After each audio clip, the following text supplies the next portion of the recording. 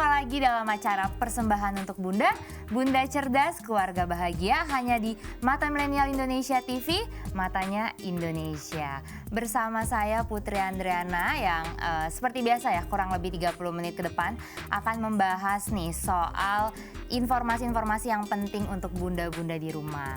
Nah, karena hari ini kita mau bahas soal perbedaan baby blues dan postpartum depression. Itu kayaknya dua hal yang harusnya sih bunda-bunda di rumah tuh udah biasa ya. Udah umum mendengar istilah baby blues atau postpartum depression. Karena kalau misalnya kita lansir dari laman Halodoc, itu biasanya usai persalinan itu kebanyakan ibu, terutama ibu baru ya, itu akan mengalami berbagai gejolak mental.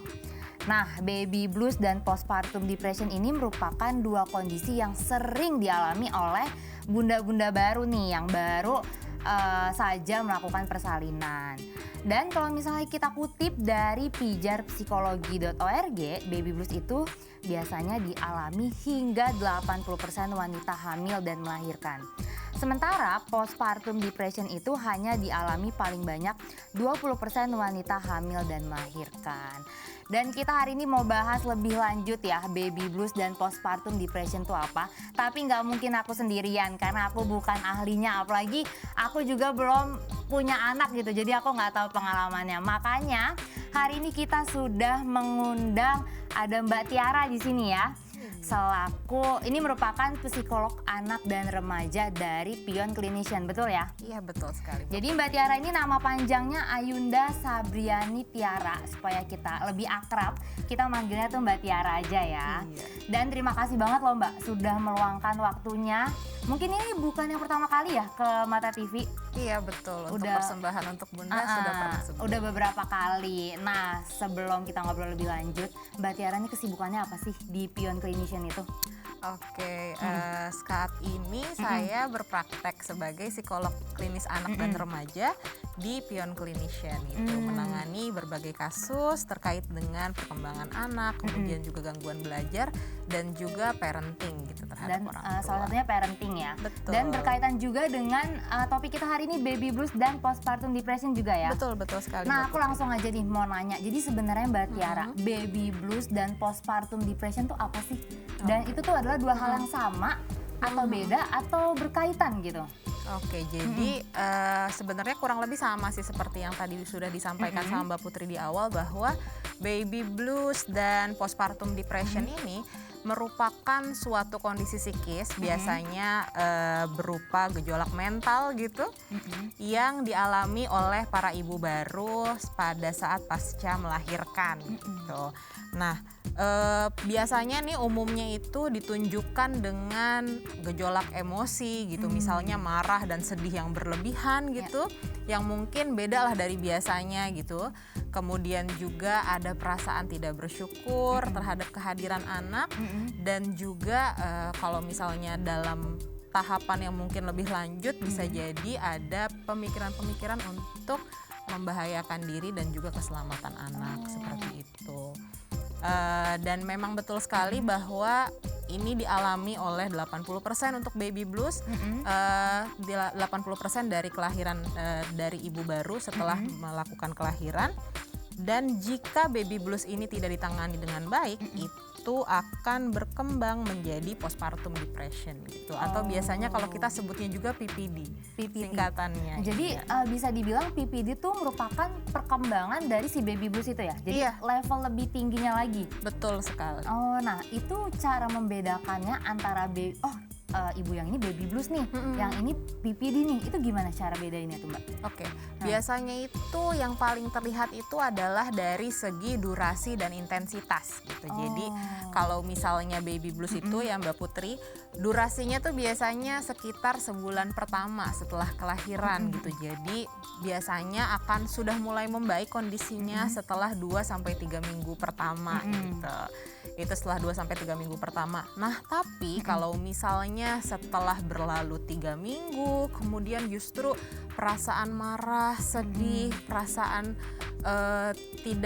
tidak senang gitu dengan dan bahkan mungkin marah gitu dengan kehadiran anak itu terus berlangsung, dan dengan intensitas yang justru semakin lebih tinggi, jadi semakin setiap hari, setiap waktu, itu mungkin saja sudah berkembang menjadi itu dia tadi, postpartum depression tadi. Oh, nah mungkin Bunda di rumah juga mesti memperhatikan nih, kira-kira kayaknya tadi emosional ya, dari emosional atau gejolak hatinya tuh makin lama, kok kayaknya 2-3 minggu nih nggak reda, itu bisa jadi itu udah masuk tanda-tanda PPD ya. Iya. Oh, dan aku juga mau nanya, itu sebenarnya apa sih yang menyebabkan baby blues dan PPD itu Mbak? Apa memang itu adalah hal yang umum ya, secara mental itu terjadi sama ibu-ibu baru, atau memang ada secara medisnya, ada alasan secara medisnya kalau ibu-ibu yang baru melahirkan tuh akan mengalami baby blues tersebut?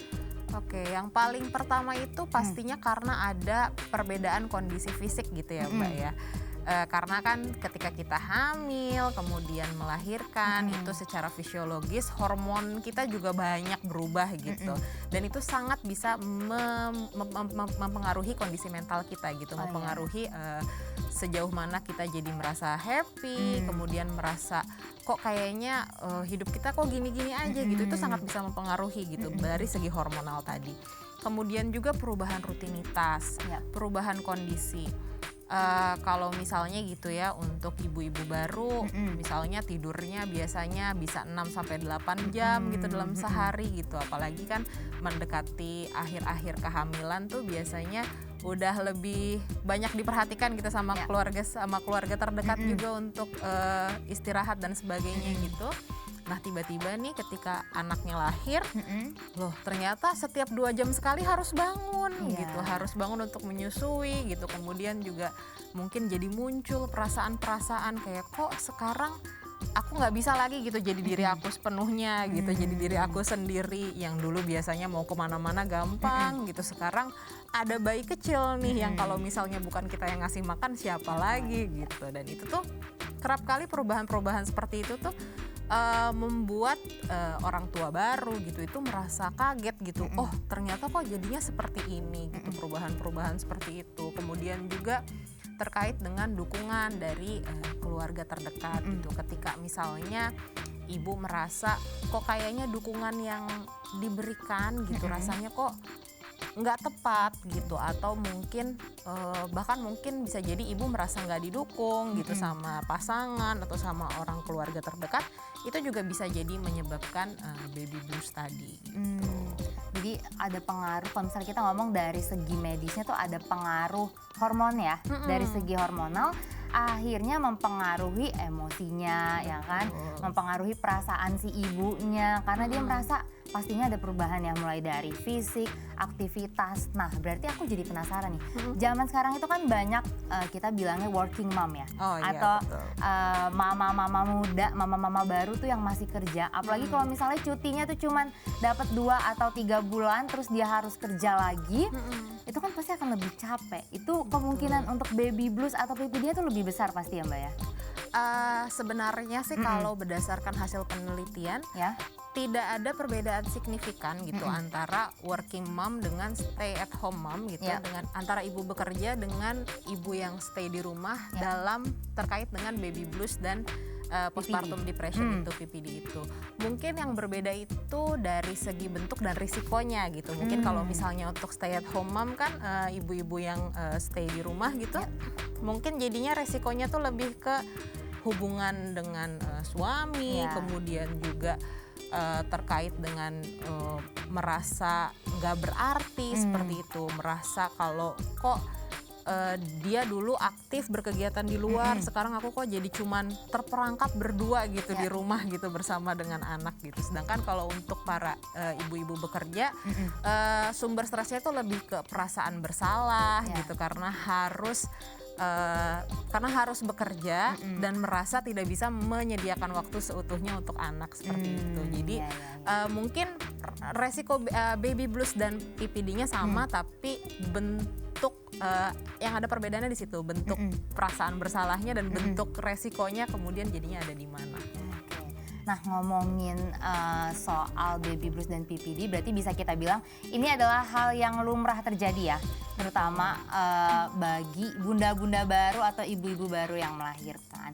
Duh, aku makin penasaran, mau ngobrolin lagi, mau nanya-nanya lagi nih sama Mbak Tiara soal baby blues dan soal PPD tadi ya, kita singkatnya.